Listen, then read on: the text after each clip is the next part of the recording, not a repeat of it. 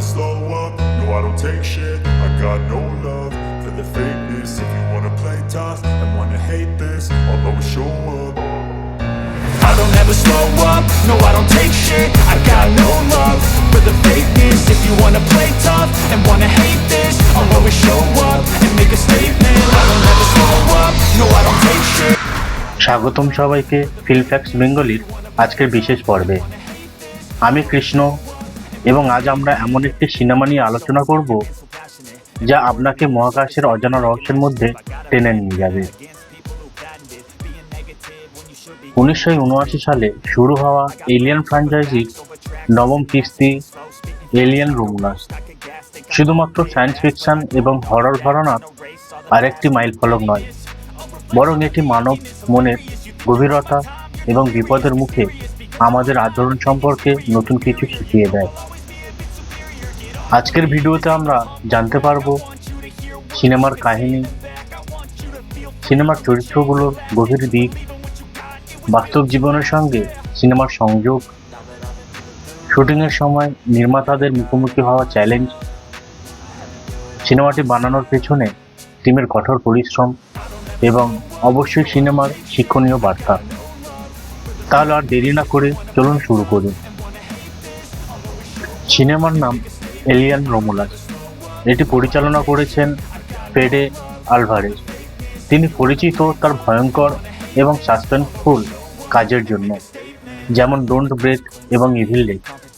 এটি প্রযোজনা করেছেন রিডলি স্কট, এলিয়েন ফ্র্যাঞ্চাইজির জনক এবং সায়েন্স ফিকশন সিনেমার অন্যতম পথপ্রদর্শক। সিনেমার কাহিনী আমাদের নিয়ে যায় এক প্রত্যন্ত মহাজাগতিক গ্রহে, যেখানে একদল তরুণ অভিযাত্রী তাদের ভাগ্য পরীক্ষা করতে নামে, কিন্তু তারা জানে না যে এই গ্রহটি তাদের জন্য এক মৃত্যু ফাঁদের চেয়েও বেশি। তাদের প্রথম লক্ষ্য ছিল অজানা এই গ্রহটি সম্পর্কে তথ্য সংগ্রহ করা, কিন্তু তারা শীঘ্রই আবিষ্কার করে এই গ্রহে লুকিয়ে আছে এক প্রাণঘাতী জীব, জেনোমর্ফ। প্রত্যেকটি চরিত্র এখানে এক বিশেষ দৃষ্টিকোণ থেকে আসে। কেউ বিজ্ঞানী, কেউ প্রযুক্তিবিদ, আবার কেউ যোদ্ধা।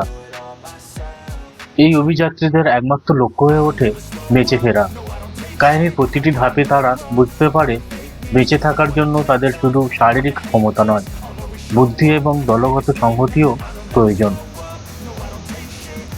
এলিয়েন রোমুলাস আমাদের দেখায় অজানার প্রতি মানুষের আকর্ষণ এবং সেই আকর্ষণের পরিণাম। এটি শুধু ভয়ের গল্প নয়, এটি এক গভীর মানসিক এবং শারীরিক সংগ্রামের কাহিনী। এই গল্পের গতি প্রথমে একটু ধীর বলে মনে হতে পারে, কারণ এটি চরিত্র এবং পরিবেশের সঙ্গে দর্শকদের পরিচিত করে। তবে সিনেমার দ্বিতীয় ভাগে এটি হয়ে ওঠে গতিময় এবং অ্যাকশনে ভরপুর। এখানে রয়েছে কিছু চমকপ্রদ মুহূর্ত যা আপনাকে মুগ্ধ করে রাখবে। এই সিনেমাটি তৈরির পেছনে যে টিমের কাজ ছিল তা সত্যিই প্রশংসনীয়, এবং তাদের কঠোর পরিশ্রমের ফলেই এই সিনেমাটি দর্শকদের কাছে সফল হয়েছে।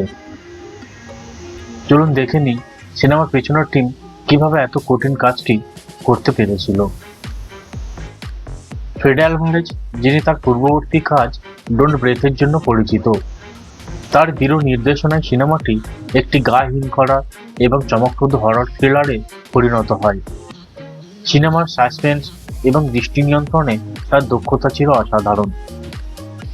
তার টিমের সদস্যদের প্রতিটি দৃশ্যের জন্য খুঁটিনাটি মনোযোগ ছিল, যেটি শুটিংয়ের পরবর্তী পর্যায়ে সম্পাদনা এবং ভিজুয়াল এফেক্টসে বাস্তবায়িত হয়েছে। সিনেমার অন্যতম বড় চ্যালেঞ্জ ছিল জেনোমর্ফের জীবন্ত উপস্থিতি। তাদের মেকআপ এবং বিশেষ প্রপোজ তৈরি। বিশেষজ্ঞ মেকআপ আর্টিস্টরা তাদের অনবদ্য দক্ষতার মাধ্যমে জেনোমর্ফের মুখাবয়ব তৈরি করেন। শুটিংয়ের সময় স্পেশাল এফেক্টস টিম নিয়মিতভাবে তাদের কাজের মান বজায় রাখে, একে অপরের সাথে সমন্বয় করতে কঠোর পরিশ্রম করেছে। এলিয়েন রোমুলাসের অভিনয় দলটি শুটিংয়ের জন্য কঠিন ও শারীরিক চাপের মধ্যে পড়েছিল। শুটিংয়ের সময় অনেক অ্যাকশন সিকোয়েন্স ছিল যেখানে অভিনেতাদের ঝুঁকি নিতে হয়েছে, বিশেষ করে জেনোমর্ফদের উপস্থিতি সিমুলেট করতে যখন তারা অভিনয় করতে যাচ্ছিলেন। কৃত্রিম প্রপোজ এবং বিশেষ মেকআপের জন্য অভিনয় করা তাদের জন্য চ্যালেঞ্জ ছিল। তবে তারা নিখুঁতভাবে চরিত্রগুলো তুলে ধরতে সক্ষম হয়েছিল। টিমের মধ্যে সমন্বয় ছিল অত্যন্ত গুরুত্বপূর্ণ। পুরো সিনেমাটির সাফল্য নির্ভর করেছিল একটি সুসংগঠিত টিমের ওপর। এখানে প্রতিটি বিভাগের লোক তাদের কাজের প্রতি পুরোপুরি মনোযোগী ছিল। ক্যামেরার পরিচালনা, lighting, sound design, special effects এবং পোস্ট প্রোডাকশন সকল ক্ষেত্রে টিম একে অপরের সহায়তায় কাজ করেছে। এবার এই সিনেমার বিশেষ কিছু চরিত্রদের দিকে আলোকপাত করব। প্রথমে এলেনা। এলেনা সিনেমার প্রধান চরিত্র। এলেনা একজন তরুণ বিজ্ঞানী যার অতীত দুঃখ এবং সাহসিকতায় গল্পপূর্ণ। তিনি দলের সবার জন্য একটি অনুপ্রেরণা। এলেনার চরিত্র আমাদের মনে করিয়ে দেয় জীবনের সব প্রতিকূলতার মধ্যেও কিভাবে মনোবল ধরে রাখতে হয়। তার লড়াইয়ের স্পিরিট আমাদের মহামারী বা দৈনন্দিন জীবনের চ্যালেঞ্জ মোকাবিলা করার কথা মনে করিয়ে দেয়। 2 নম্বর মিশা। মিশা একজন অভিজ্ঞ পাইলট যার সাহস এবং বুদ্ধি দলকে অনেকবার বাঁচায়। মিশার চরিত্র আমাদের সামরিক বাহিনীর সদস্যদের কথা মনে করায়, তাদের দলের জন্য নিজের জীবন উৎসর্গ করতে প্রস্তুত। 3 নম্বর রানী জেনামর। এই প্রাণীটি সিনেমার মূল প্রতিপক্ষ। রানী জেনামর প্রজননের জন্য পুরো হাইভ নিয়ন্ত্রণ করে। এটি মানব জাতির জন্য সবচেয়ে বড় হুমকি হয়ে দাঁড়ায়। রানী জেনামর আমাদের মনে করিয়ে দেয় জীববিজ্ঞানের প্রতিরোধ শক্তি এবং প্রকৃতির উপর আমাদের অযথা হস্তক্ষেপ করার ফলাফল। এলিয়েন ফ্র্যাঞ্চাইজির ইতিহাস অনুযায়ী জেনোমর্ফসের আসল নির্মাতা হলো ইঞ্জিনিয়াররা। তাদের উদ্দেশ্য ছিল এক ধরনের জীবন্ত অস্ত্র তৈরি করা যা আক্রমণের জন্য ব্যবহৃত হতে পারে। ইঞ্জিনিয়াররা জেনোমর্ফদের তৈরি করেছিল পৃথিবী বা অন্য কোনো গ্রহে জীবন ও পরিবেশ ধ্বংস করতে। জেনোমর্ফরা মূলত প্রজনন করার জন্য মানুষ বা অন্যান্য প্রাণীর দেহ ব্যবহার করে। জেনোমর্ফদের জীবনের একমাত্র লক্ষ্য হলো তাদের প্রজাতির বিস্তার।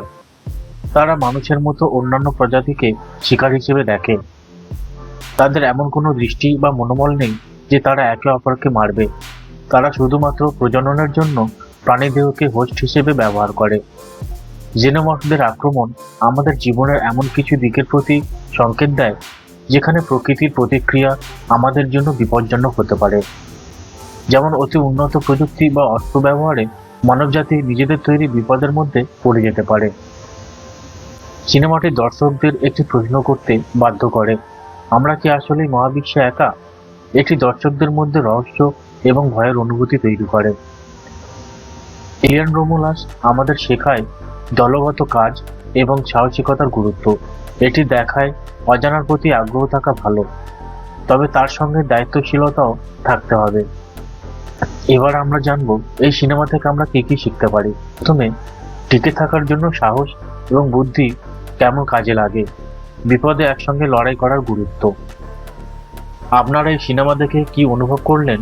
কোন দৃশ্যটি আপনাদের সবচেয়ে প্রভাবিত করেছে? এবং আপনার মতে জেনোমর্ফের মতো কোনো প্রাণী কি বাস্তবে থাকতে পারে? আজকের ভিডিওটি এখানেই শেষ করছি। আশা করি এলিয়েন রোমুলাস নিয়ে আজকের আলোচনা আপনাদের ভালো লেগেছে। যদি ভালো লেগে থাকে তাহলে অবশ্যই আমাদের ফিল্ম ফ্যাক্টস বেঙ্গলি চ্যানেলটি সাবস্ক্রাইব করুন, ভিডিওটি লাইক করুন এবং বন্ধুদের সঙ্গে শেয়ার করুন। আমরা আবার আসবো আরও একটি দারুণ বিষয় নিয়ে। ততদিন পর্যন্ত সুস্থ থাকুন, সাবধান থাকুন এবং সিনেমার জগতে ডুবে থাকুন। দেখা হবে পরবর্তী ভিডিওতে। ধন্যবাদ।